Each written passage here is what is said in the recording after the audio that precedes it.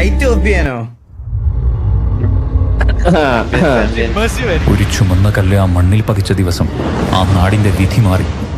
അപ്രതീക്ഷിത മർമ്മങ്ങൾ, കാരണങ്ങളില്ലാത്ത നിലവിളികൾ, ഭയത്തിന്റെയും മരണത്തിന്റെയും നടുവിൽ ജനങ്ങൾ പോറ്റിയുടെ അടുക്കലെത്തി.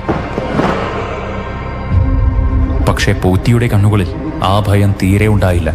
ആ ശക്തിയെ നിയന്ത്രിക്കാമെന്ന തികഞ്ഞ ആത്മവിശ്വാസത്തോടെ കല്ലുവതിച്ച സ്ഥലത്തേക്ക് പോറ്റി നടന്നു. മന്ത്രങ്ങൾ മുഴങ്ങി, അഗ്നി ഉയർന്നു. വിറച്ചുപോയ ആ ചുമന്ന ശക്തിയെ പോറ്റി തന്റെ രൂപകൃതിയിലേക്ക് ആവാഹിച്ചു.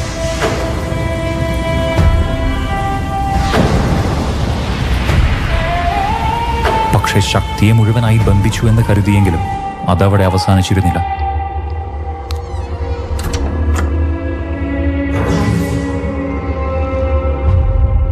വീടിനകത്തെല്ലാം സാധാരണമായിരുന്നു.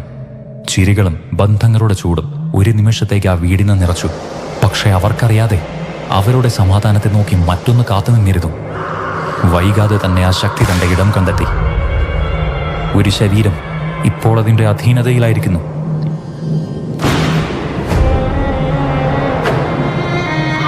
രക്തബന്ധങ്ങൾ പോലും അതിന്റെ മുമ്പിൽ നിലനിന്നില്ല. ഒരിക്കൽ ചേർന്നിരുന്നതെല്ലാം അവിടെ തന്നെ തകർന്നു വീണു.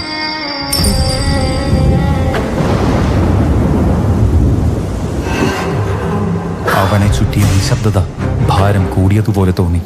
പിരിഞ്ഞു നോക്കുമ്പോഴേക്കും ആ നിശബ്ദത പോറ്റിയെയും വിഴുങ്ങി.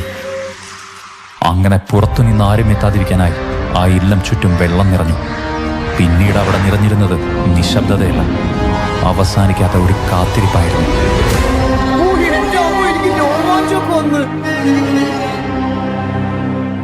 സാമ്പത്തിക വാർത്തകളിലേക്ക് സ്വാഗതം. ഇന്ന് വിപണിയിൽ 10 ഗ്രാം സ്വർണത്തിന് ഏകദേശം